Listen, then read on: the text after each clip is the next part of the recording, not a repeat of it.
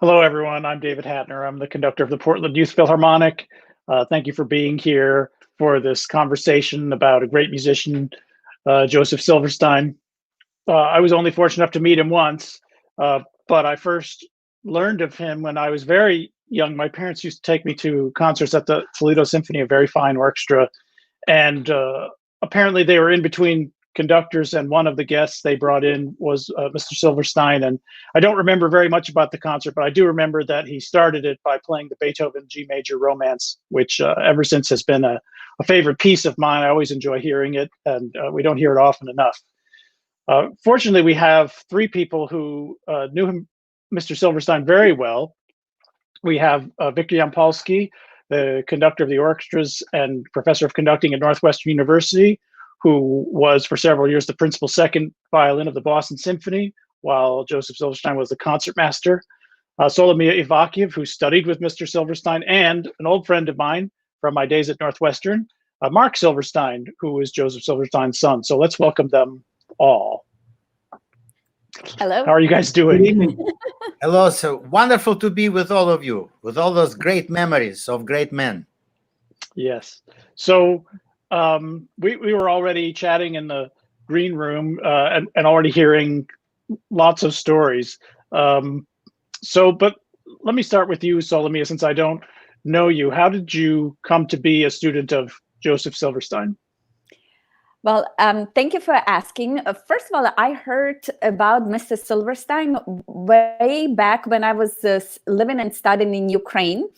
My dad in 1993 went to University of Toronto for a few months. My dad is a professor, and he brought back a CD. We did not have a CD player at home, but he brought back a CD, and it was a Mendelssohn Concerto with Utah Symphony, conducted and performed by Joseph Silverstein. And I went to my friend's house and to listen to the CD, and I was blown away. I could not believe that it's possible to hear such musician perform so beautifully. So I was instantly in love with Mr. Silverstein's playing and his musicianship. And in 1997, I got into the Curtis Institute of Music, and for 3 years I studied with Raphael Druyan. But then Mr. Silverstein came and gave a master class, and I begged Gary Grafman, president of Curtis, if I could study with Mr. Silverstein, and Mr. Silverstein agreed, and the rest is history. So I would like to say, tell you guys that dreams do come true. If you studied with Mr. Druyan and Mr. Silverstein, how is it you're not a concertmaster right now? You know, that's a very good question, because my last year at Curtis, I actually won a position for the Curtis Orchestra concertmaster, and I was on that track that I have to play an orchestra because it's so rewarding, and I felt responsible that my last year I won this prestigious position at Curtis, so I need to aim to be to have a title chair. But then I realized that I learned so much from Mr. Silverstein, from Phil Setzer, from Pamela Frank, from Raphael Druyan, that I need to pass what I learned to younger generations. So I changed a little bit of the course, my career. And now you are a professor where? At the University of Connecticut. I'm the head of strings, and I also teach at Longy Conservatory of Music, where Mr. Silverstein taught for a number of years.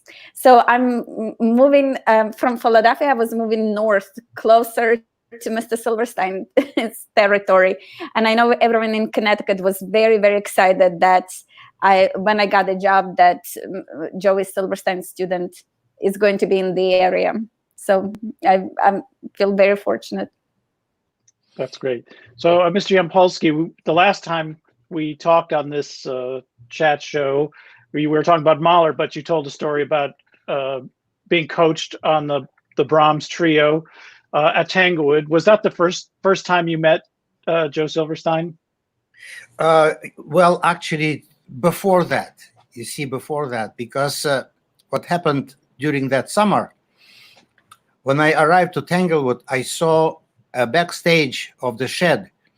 There was The reason why I had to go backstage of the shed, because the plane from New York to Pittsfield, Massachusetts, was not really large, internationally renowned Lufthansa or United Airlines jet. It was a very small jet which used by agriculture. You know, when you spread certain chemicals on the field, you use that. So there were probably 7 or 8 passengers. So that trip from Kennedy Airport to Pittsfield, Massachusetts, and I had a wife and 2 little kids too, age 5 and 1. And now they're, can I say that? They are now 52 and 48. Wow. Anyway, so we arrived to Pittsfield, and we were met by a young administrator from Tanglewood who took us to the grounds to show us grounds, but my stomach was completely upset. So I said to him, never mind showing me grounds of Tanglewood. You need to show me men's room first. And so he took me backstage where there were dressing rooms of Boston Symphony, of course, and I went straight to, and I came out reborn. I was reborn man, you know, after that short trip. And I've noticed announcement about auditions to the Boston Symphony. So there was audition in violins and in viola. And my audition was exactly 2 weeks after my arrival. So I started to prepare for that audition. Even before this assignment to chamber music, I saw Joey right there at Tanglewood on one of those beautiful paths. It's all incredibly, fantastically beautiful place in Lenox, Massachusetts. And he said immediately, hey, cowboy, you want to use my fiddle for audition? Just like that. I didn't know who he was, what he was talking about, but he knew that I was auditioning, and he wanted me to use his violin. And so he opened the violin, and it was J.B. Guadagnini. It was before he switched to Guarneri. Okay. Anyway, and so I took it in my hands, and I immediately felt that the measurement was slightly bigger than which I brought from Italy, because this instrument which I bought in Italy was copy of Amati. So it was on the way from full size to 7/8. It was a little bit smaller. And since this conversation took place exactly 4 days before my audition, I declined. But immediately he said, hey, you can use one of my bows. I have 10. You want to use my bow? So I was completely in shock. I've never heard such a generosity from a known person. But then what happened, I played my audition using because I was afraid. When you get nervous, you feel something that this is not my violin. It's certainly not my bow, not my hand, you see? And I had to play Adagio and Fugue in G minor and huge excerpts too. So I declined it. I played on my own instrument. And then after the preliminary audition, I waited outside, and then there was a final audition. There were 5 of us, but Seiji could not decide whom to choose.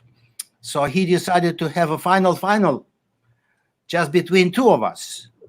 The other one was a girl from Philadelphia Orchestra, Korean, who wanted to relocate. So I thought, this is interesting. I want to put my roots in America, and she just wants to relocate. So that's a difference, right? Anyway, so we played the second round, and this time there was no screen, and Seiji was sitting on the chair, I think just 3 feet away from me, and smiling at me. Yes. And I was told, now it is sight reading. Sight reading. So it was not anything from the excerpts, okay? And so Joey put in front of me the Infernal Dance of Cachet from Firebird. And Seiji produced his wicked smile and he said, "Oh, this is a Russian music. Yeah, you know Russian music. You must know Russian music." And so I turned to him and I said, "That's what you think. But in Soviet Union, Stravinsky was a dog of capitalism. We never played his music." After that, I looked at the page and I see the whole page of those back and forth noodles going on, arpeggios, right? And so I thought, no, I have to get myself together. So instead of playing it, Seiji was Joey was staying right by my side. He showed me where to start. So I decided to take my time, and I stood in total silence with just going through music with my eyes only, the whole page. I did not play one word, one note, because I thought I need to know what is going on here. And then I played it, and it was okay. Then I came out and started to wait again. So Joey comes out from the shed and it went directly to me, and I'm quoting what he said. He said, "Listen, cowboys, have you ever played solo from Zarathustra?" I said, "No, I never played that piece." You see, at that time, I was member of student orchestra, and Seiji Ozawa was working with us on Zarathustra. But because of rotation, I was in the back on second violins. So suddenly, Joey is telling me, "Seiji wants you to be a concertmaster tomorrow morning, okay?" All right. So he said, "You need to go to Victor Alpert, who was a librarian of the Boston Symphony, okay? And get the part." All right. So, and I turned to go to the library, and then suddenly Joey said, "By the way, you got a job." So that was how we met. That's great. Well, Marc, I can imagine how you met him. But what I'm curious about is when you were growing up, the concertmaster job of a major symphony orchestra is an extremely demanding job, both while the person is home preparing and the amount of time they spend out. How often did you see your father when he was still with the symphony? Well, let me put it into perspective. In the late 70s through the early 80s, when I was sort of conscious and at home, he was conducting the BU Symphony and the Worcester Symphony. He was teaching at Yale every other week. He was in the chamber players, and he was with the symphony.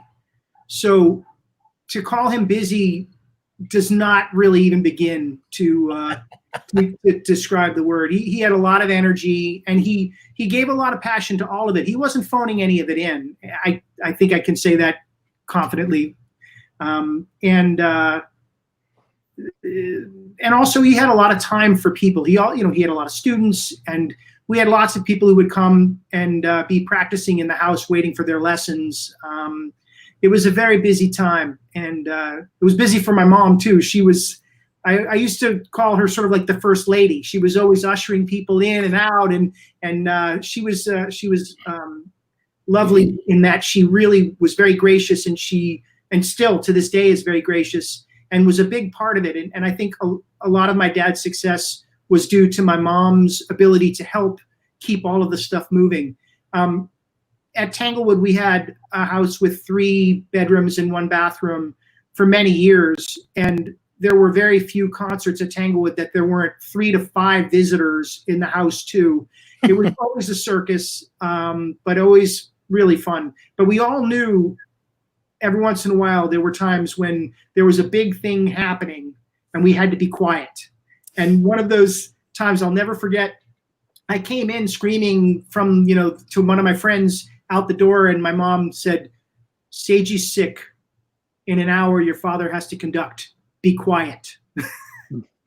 Because I didn't mention one of his other jobs was assistant conductor of the symphony. So he was covering conductor. So every week he had to know his part, and also he had to be able to step in as a conductor. So it was, I think it's safe to say there are very few people in America that work as hard as he did at that time in the music business.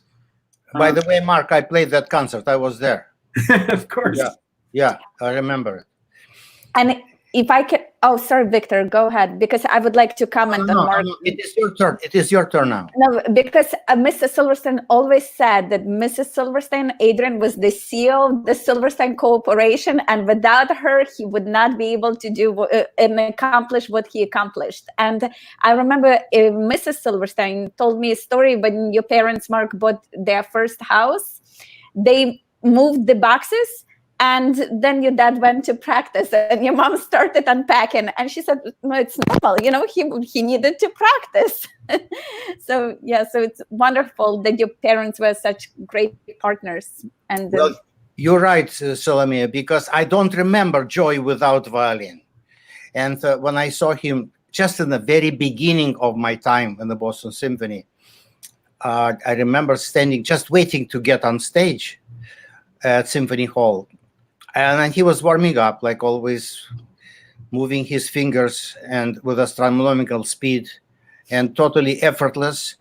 And the other thing about his fingers, you never felt any bones like that. He had no bones because they were so elastic. You know what I'm saying, right? Very elastic. Yeah. And yes. So, very flexible. Yes. Very flexible, right? So, and I said to him, Joy, this is great. How did you do it? And he said, Dunas, man, it's Dunas. David, since you are not a violinist, Dunas was a very great pedagogue who wrote books of, it's called, I don't remember the name too. Yeah, I've seen the name. Yeah. It's like a artist's preparation book for violin. And he said, Dunas, man, he told me so much about his life in Detroit as a youngster, and about Misha Mishakov, who was a very famous concertmaster of Detroit Symphony, and also of NBC Symphony with Toscanini, whose name was Falsenberg. And he left Russia to go to Stockholm. So many musicians had to leave Russia. Now, since Ukraine is not Russia, I have to make adjustments here, because most of us actually left Ukraine, but at that time we thought it was Russia, you know. So it's a little Union. yeah, it's a little complicated now, you know. Yes. No, it's easier, Victor. There's Russia, Ukraine, Poland. It's all separate, different habits, different customs, different cultures. Yeah, well, but I really want to be back. As a matter of fact, since Solomiya is here, my cousin Marina Gintova, she lives in Kiev all the time. Her parents were members of the National Symphony of Ukraine for many years, and they met being there. Anyway, their marriage was a second marriage, so that's why their kids are on the younger side. But I love to go and visit and stay with them. And in the last few years, I started to conduct National Symphony because of Maestro Hornostai. Yes, I know that your concerts were a big success. By the way, do you know that Mr. Silverstein came to Lviv, my hometown, with Boston Chamber Players? Really? Oh my God! Someone showed me a program of that concert, and everyone loved Mr. Silverstein's playing, as we all do, because it's so unique. It's so sweet. Every note is precious. Yeah. As a matter of fact, remember I told you about his last concert at Northwestern. He came. He was just a year and a half. Maybe Mark, do you remember when he visited us at Northwestern? For the Winterfest. Yes, for the Winterfest, right. I do remember him playing Cesar Franck Sonata, which I learned when I was 4 years old, because my dad was accompanist of David Oistrakh, so I knew every note of that piece, piano part and violin part and things like that. And yet, when Joey played that, he opened up another sonata for me. And that's why I thought you must be a genius. And that's why when I shook his hand after the concert, I had to kneel on my knee. I was on my knee. And I had to kiss his hand like we do for a Roman Pope. Well, that because of his ability to find music between 2-3 notes, it's just completely unbelievable. Anyway, and then after intermission, he was part of the Mozart. He played chamber music. He played Mozart quintet. Yeah. Mm-hmm. Well, we can talk about him all the time. Yes. So why don't we hear one quick thing? Yeah. Go ahead. Okay. You guys were talking about Dunas, and I'll just say one very quick thing. Yeah. What my dad used to do all the time is start doing very slow scales in double stop thirds to work on his vibrato. And my mother and I would go to lots and lots of his master classes. I loved those classes. I learned so much. And so when I was older and had friends and a couple times girlfriends who were violinists, I had to really bite my tongue not to say what I imagined my dad would say. And I had no business saying this. But one time somebody was waiting in line after a concert and said, "What do you recommend to help my vibrato be like yours?" And my mom said, "Double stop third scales." Of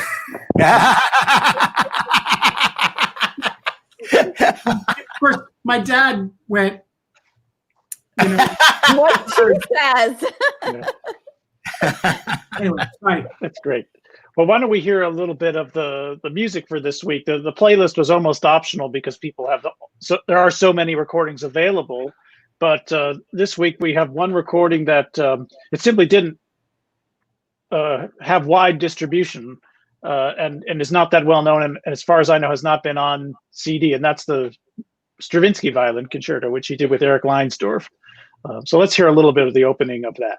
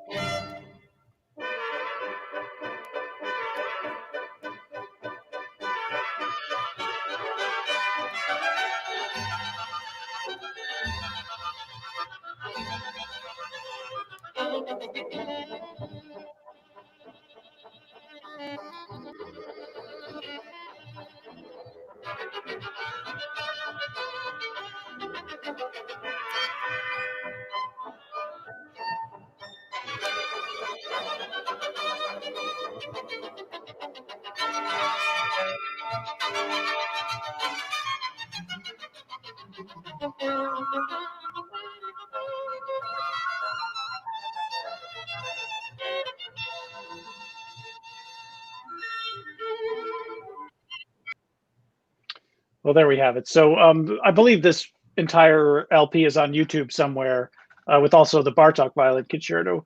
But I wanted to ask you, Marc, this was, I think Eric Leinsdorf specifically wanted to make this recording with your father. Not surprising, the Stravinsky Concerto was a lot like chamber music for the violin and the orchestra.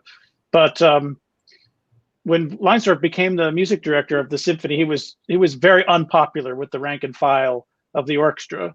And your father had to be the person in the middle of that relationship. Did he ever talk to you about that? A little bit. There is a certain concertmasterness that I can't really describe that certain people have. They're at the front, they're slightly aloof, but still approachable. They're they're always calm and collected. And I think of, Victor, you might remember Ron Hudson from the Dallas Symphony. Of course. Yeah. He had it. There were certain people who, and I don't know a lot of the concertmasters, but there's a certain personality type that can be in that very delicate spot. You're right. And I think fortunately for my dad, it came naturally to him to be both of the management, of the conductor, and of the people, but not with any of them. With all of them and none of them at the same time. It's a very delicate balance, and I think he had a great aptitude for that.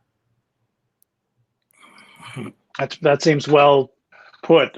He joined the orchestra, of course, under Charles Munch, and like everybody else, started in the back, just like Mr. Yampolsky did. And I think it was Leinsdorf that finally promoted him the rest of the way to the concertmaster job. But Munch had been a very popular person because he almost ran it in a European style. People could sub out of concerts easily, and discipline was not at the top of the list of Munch's strengths as they are remembered today.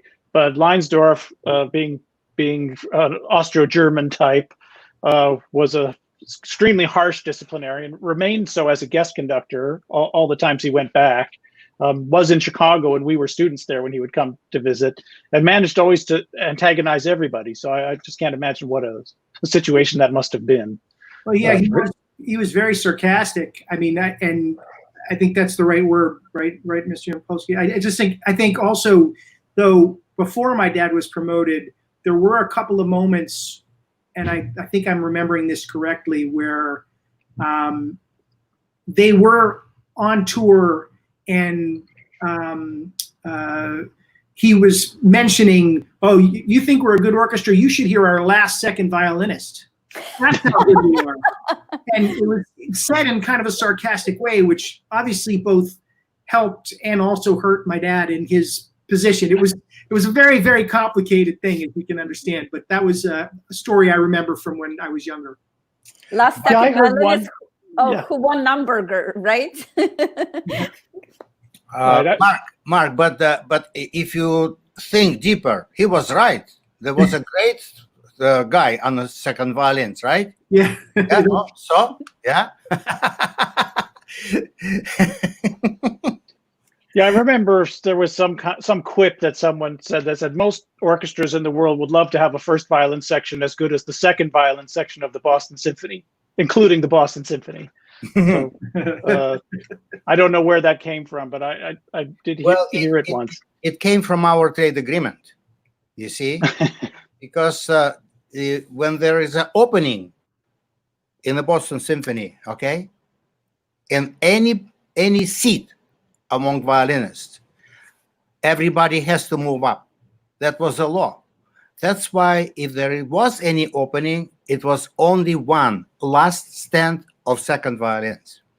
And everybody, and Joy was always very proud of it, especially when we played sometimes Bruckner 7, which has, there's a long movement in memory of Wagner.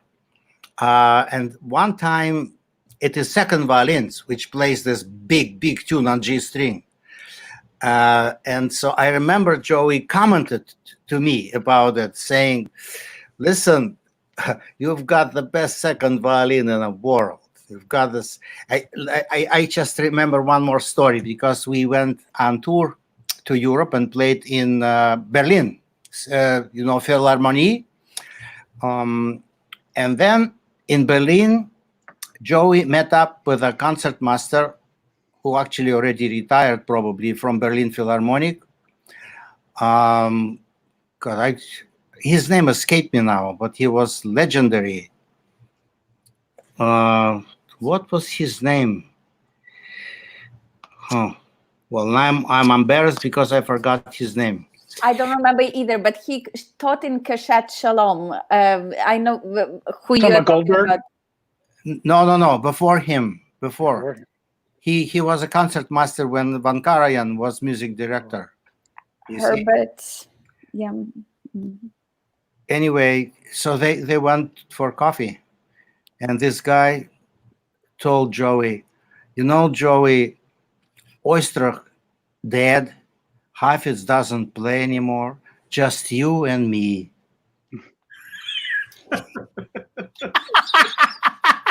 Nice. So I didn't get a chance to show the slide of the cover of the Stravinsky album, in case you happen to run into it in a store. There it is. Yeah. So keep your eyes open for that RCA album. There used to be a lot of copies floating around New York City for one reason or another, but we had a picture of Eric Leinsdorf looking charming as always. So many of us saw him in concert in Chicago or somewhere else. Let me ask you, Mr. Yampolsky, when the Boston Symphony, I think, went to Russia in the late 50s, were you able to hear them at that time? Yes, I heard them. Of course, I was there. But that was a time of my life as a student in Moscow Conservatory, which meant that we never bought any tickets to go to any concerts. You just sneak. Okay, we developed certain alternative way.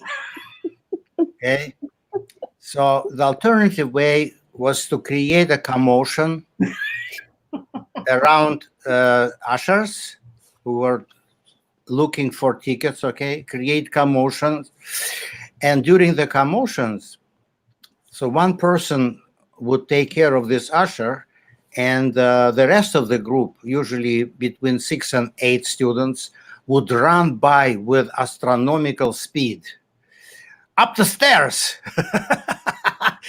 So we could never be caught. Anyway, that concert, actually, I was not in the hall. I heard it on the radio, but I do remember it. Not as well as I could describe to you. It started with a very funny thing, which was our national anthem. All right? Because they started to play, and I hear something familiar. I couldn't understand what it was. But then when it was over, I realized they were playing the Soviet Union national anthem. But the way Boston Symphony played it, it was another piece of music. Not the same way as Turkish musicians played for Putin. Did you see that on YouTube? That was hilarious. Yeah. They played it so out of tune. No, it's Egypt. When he came to Egypt. From Cairo. Yes, from Cairo. Yes. But try to be presentable with a straight face, very official. Oh my.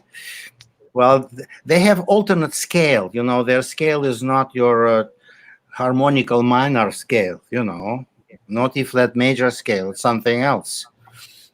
It's worth Googling. All right, well, I will put that on the list. Okay. Why don't we hear a few notes of a very unusual piece that was played by the orchestra in 1969. It's opening of a concerto by Robert Starr, the American composer, for violin, cello, and orchestra.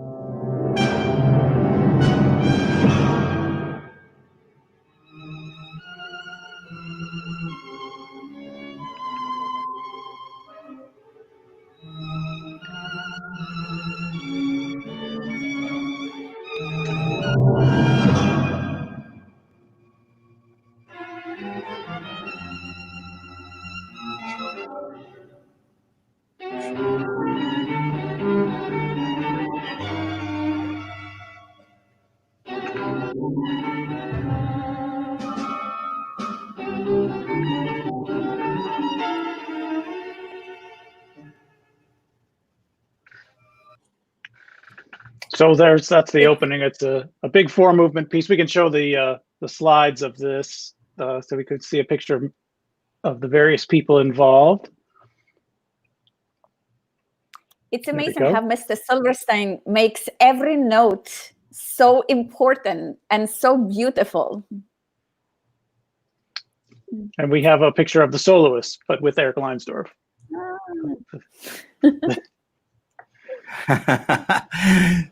They all look very, very young.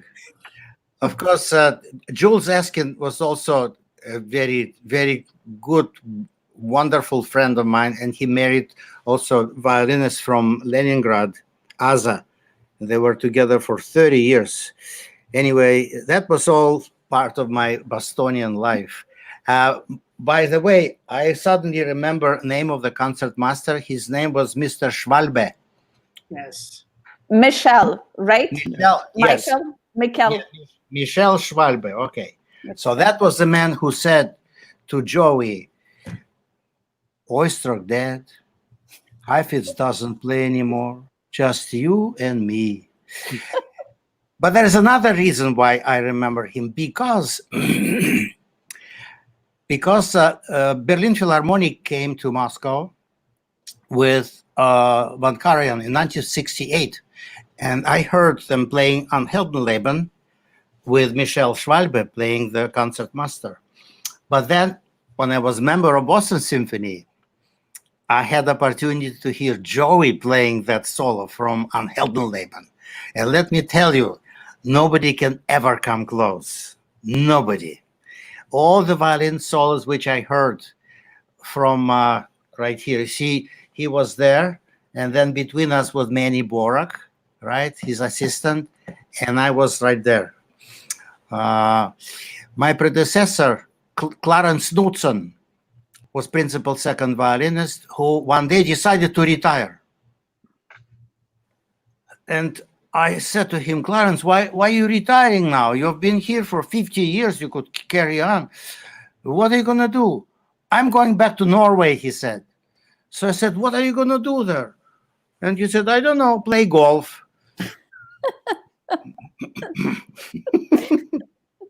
So I got his position, which was also a very funny story about Marc's Your Dead. So audition was behind the screen. And there was a committee sitting in the middle of the Symphony Hall in Boston, but there was a screen between them and the stage. And one of the members of the committee was Michael Zaretsky, who was my viola friend, still is, with whom we arrived together to the United States. So Michael told me after the audition, you will never believe what Joey said to me. I said, what? And he turned to Michael and he said, this candidate D, smart guy. I know he borrowed this fiddle from the dealer on Massachusetts Avenue. That was a smart thing to do. Because I borrowed Amati or Guarneri, Filius, Andrea, something like that. I was trying violins, and this time I came to try this violin, and I wanted to change all strings. And when I changed strings, being there, I said to him, Bradley Taylor, I asked him, can I try it in Symphony Hall, please? It was Friday, you see? So he said, yeah, you could have it for a weekend. Yeah. So I took this violin and I played concert, and I practiced all weekend. But Monday there was audition for principal second violin. So I used that violin. And Joey, behind the screen, not only he knew who was playing, he knew I borrowed this great Italian violin. That's why he said to Michael, smart candidate D to borrow this violin. Well, that's another small story about your dad. If I may share, I studied the concertmaster solos with Mr. Silverstein, and my favorite one is Swan Lake. No one plays Swan Lake the way Mr. Silverstein did. Yes. I think his last tour, I'm not sure you were still there on the last, no, you wouldn't have been still there. On the last tour of his last season, he finished his time in Boston on a European tour, and they did the Swan Lake as the Black Swan as the encore on that tour. It was I was there. It was 1984 because I also was moving to Chicago, and your dad was moving to Salt Lake City. He was already in Salt Lake City, but it was his last concert. So we had a scotch, on that tour. We had a scotch sitting in a bar. And there was a funny thing he said to me. He said to me, Victor, just remember one thing. As long as violin is in your hands, you are safe. Is that a wonderful thing to say? Because conducting profession, nobody knows. Nobody can predict future. But when you have something to lean on, and that was our violin. And so I kept playing. I played recitals and chamber music all the time until 2002. In 2002, I played my last concert with Hilary Hahn. We played Bach Double. But then I had to put it away. It's not because of anything else, but because of my mom. Yeah. See, What do you mean? Because my mom gave me lots of wonderful qualities, perfect pitch, memory, inner musicality, and arthritis. Thanks, Ma, for arthritis. Sorry about that. That's great. It's not about Joey.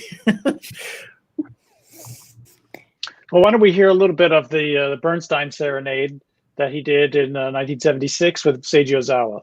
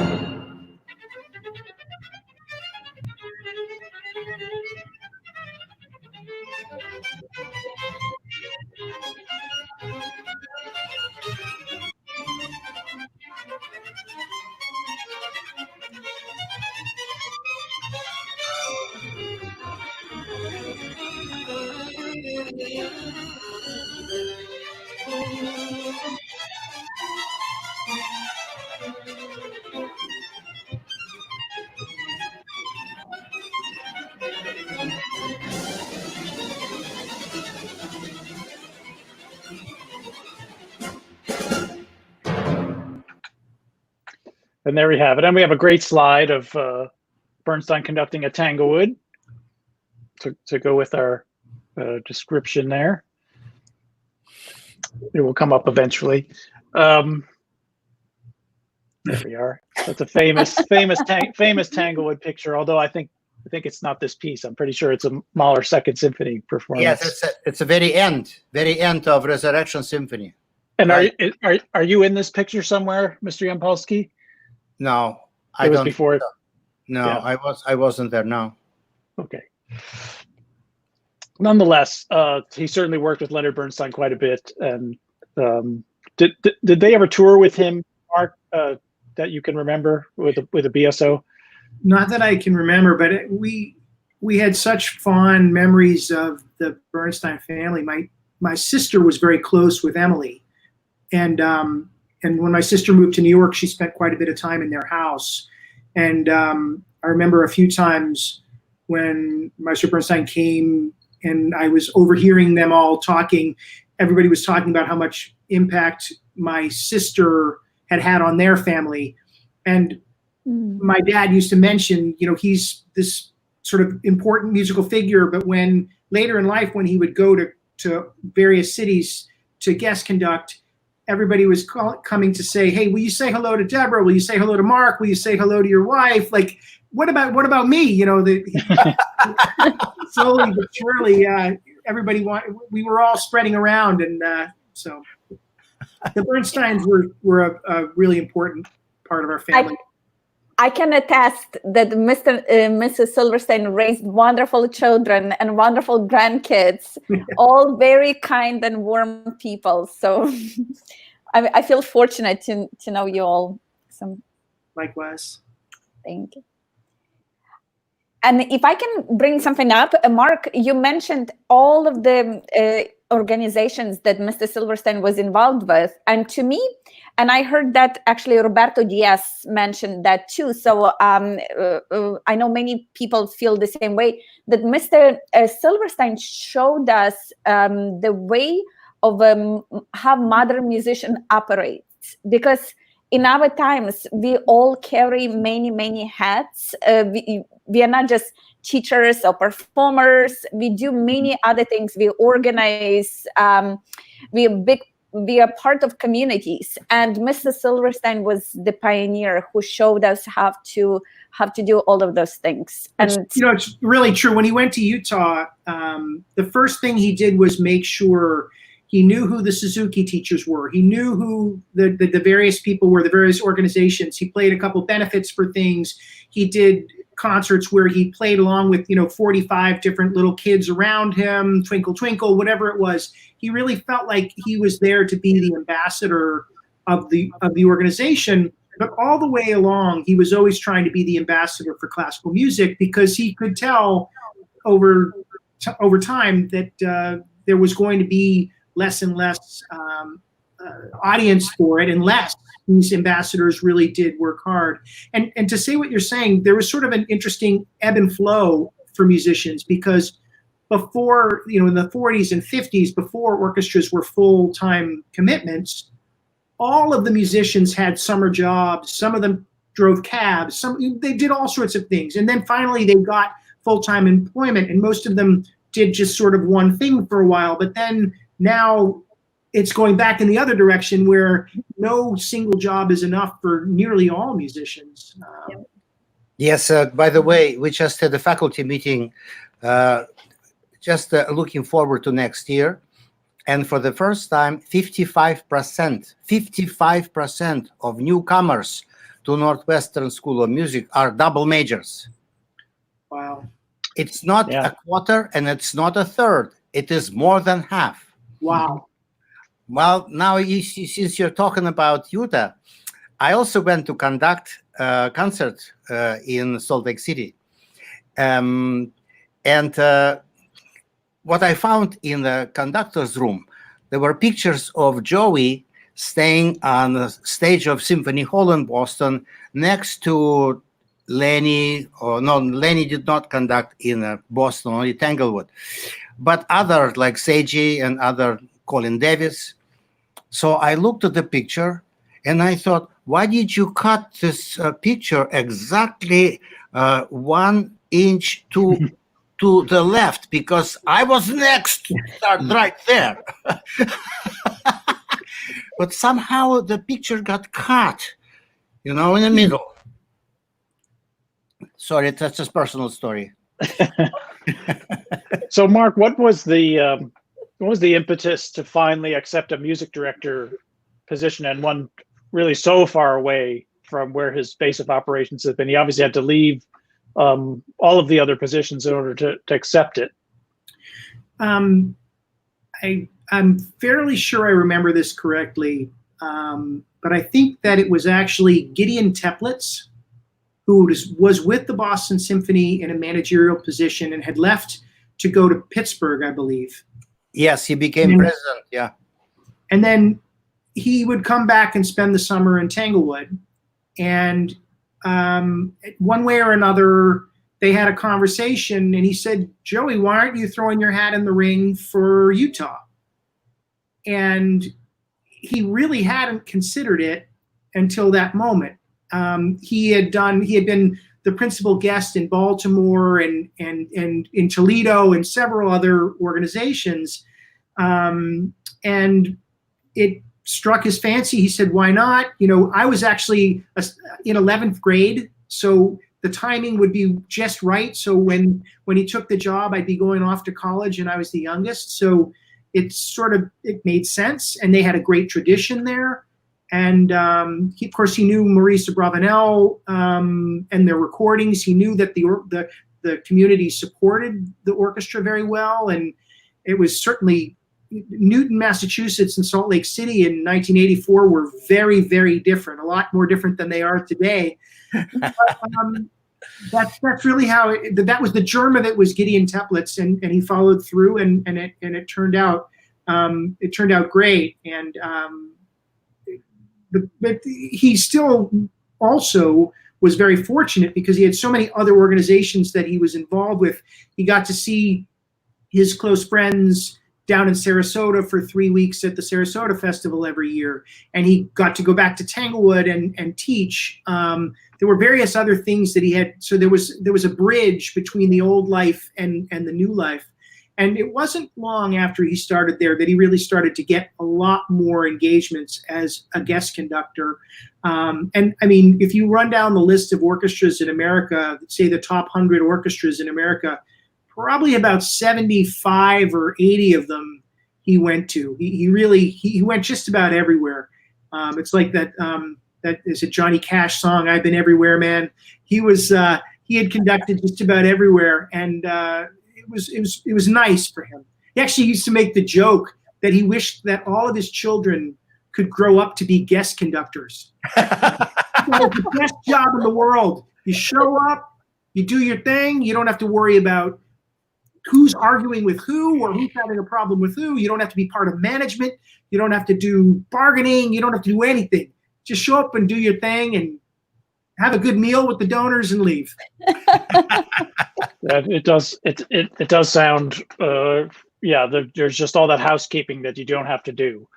So one of the pieces he recorded in Utah was the Beethoven Violin Concerto, but here we have a sample of a Beethoven Violin Concerto he did with Eric Leinsdorf in Boston. So why don't we hear a few seconds of that?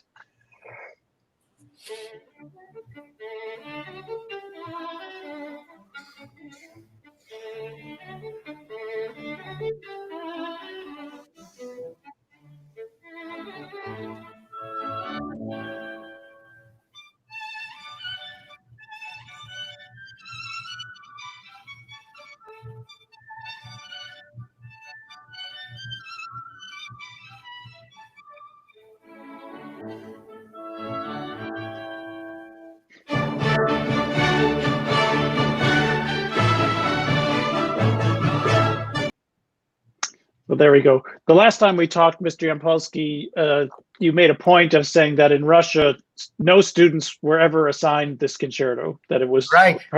And yes. And you heard some of the most well-known violinists of the last century when you were still in Russia. What was it about Joseph Silverstein's playing that made it distinctive, having heard all of that? Well, that was all vibrato. You see, you're talking about vibrato because every note was alive. It's alive. You see, that's you always schedule your questions to wake up my jealousy, envy. All right, because it's all alive. Every note is alive. What else you want me to say? Can I just share that on that recording that we didn't have a chance to listen, but the cadenzas are by Mr. Silverstein, and yes, and Mr. Yeah, I didn't know that. Yeah. Yeah. So that's the cadenza that you listen to. That's by Mr. Silverstein. It's not a Chrysler cadenza. So I see. That's so wonderful. No, I did not hear that cadenza, but I do remember something about Joey playing the Beethoven Concerto, because he played this concerto with Boston Symphony without conductor. Mark, do you remember that, or no? I do, and I got to tell you one very quick funny story about playing it without conductor. Yeah, my dad had a very good economy of physical motion. Mm-hmm. When he played, he wasn't moving all over the place, but there was a certain minimal but important and critical movement that allowed everybody to follow him. And I think he had a good knack for this, for leading while he was playing. Mm-hmm. And one of the most important moments and most difficult moments would be, how do you give a cue when you're in the middle of a trill? And in the first movement, after the cadenza, the violin comes back in, and there's that great moment where the violinist is trilling, and the cellos have to come in with the boom, boom, boom. So we were at, and I don't know if you were in this concert, Solomiya, in New York, but my dad played it with the Curtis Orchestra without conductor in Alice Tully Hall. And I think it might have been in 86 or 87. So you weren't around yet. But I was sitting with my mom and my sisters in Alice Tully Hall. And at that moment, it's one of the quietest moments in the piece. Very, very, very still. Everybody's quiet. And my dad's trilling, and he cues the cellos with his eyebrows. I was going to guess that. And my sister Deborah and I cracked up so loud. It was actually a distraction for the row, because we were really mesmerized, and then it just, unfortunately, we misbehaved. But just to say that with the conductorless playing, that was something that was really a special talent that he had. And he used to tell me that if he could go to a new city, to a new orchestra that he'd never played with as a guest conductor, but if the first thing he did at the first rehearsal was an unaccompanied, playing a violin and conducting from the podium, then he could really get them, because he was one of them, and he could get them with his sound. He could get them with the fact that we're all in this together, we're playing chamber music together, and then the rest of the week was a piece of cake. It's not easy to be a guest conductor, and all jokes aside, but from before, but to show up in a new city, and so he always tried to do either the Beethoven Romance or if he was lucky, a Mozart concerto, something on the first half, on the first rehearsal to get them on his side, so to speak. Yeah, I remember the last time I saw him. I think it was the last time I saw him conduct was at Aspen when I was studying conducting there about 15 years ago. It was with the Chamber Symphony, which is a fantastic orchestra, really, really high level, and it's very interesting to observe an orchestra that plays for a different conductor nearly every week, and it comes together like that. But you could tell that everyone was listening to each other more carefully than usual, and that they were really trying to make their best sound for his ears only. And we were just sort of invited to observe that. But it was clearly there was that relationship between, especially the string players of the orchestra, as you might imagine, and they're playing for who is listening, not the audience in this case, but for the leader. And that was fascinating. I guess that wasn't a question. And your dad did have, Marc, everyone will agree, your dad had very distinguished eyebrows, and they would be so in right now. Everyone is trying to have big eyebrows. But I wish I'd seen that moment. I probably would have laughed with you too. Yeah, I think it was helped by the lighting, because there was, the lighting overhead on the stage. And so when he did it, this huge shadow came down. It was like a stage whisper with eyebrows. It's fantastic. Correct me if I'm wrong, but I think your mom told me a story, unless I'm making it up, but I think I remember that your dad went for a stress test. And then Mr. Silverstein said, "This test, it's a piece of cake. Try to play Beethoven Concerto in Tanglewood for 15,000 people." This is true. By the way, Marc, when you were talking about Utah years, I just remember that Joey gave me LP of Dvorak Serenade and Violin Concerto. So that's a memory which I still have in my house. I didn't realize he had recorded that concerto in Utah, but I never did have all those as pro artes. I think we have actually a picture of the Beethoven Concerto cover, which is mixed. There we go. I chose the picture of the Utah recording, although the live performance we heard is different. By the way, if any of you would like to have these live recordings, I'd be happy to share them with you. You can just send me an email. But that Dvorak Concerto is an underplayed and great piece. I would like to hear that. Well, I was interested in Serenade for strings because for a conductor who works with students, That's a very, very important piece and very difficult. So I agree. yeah, but I guess what happened, I shared with him these difficulties with Dvorak, and he simply gave me his recording. Yeah, it goes along with, hey, cowboy, you want to play my fiddle? You want to use my fiddle for audition? Things like that. That's unbelievable. And Mark, I also remember your mom so well because she was real mother, you know. She's so warm. She was such a warm person. I bet she cooked very, very well too. Yes. Because We're all very fortunate. I don't remember you being undernourished, you know what I'm saying? No? I think I know what you mean, Maestro. Yeah. Victor, you know, Mrs. Silverstein makes the best rugalike. Rugalas. Oh, they are delicious. Yeah, where is my plate? I want some too.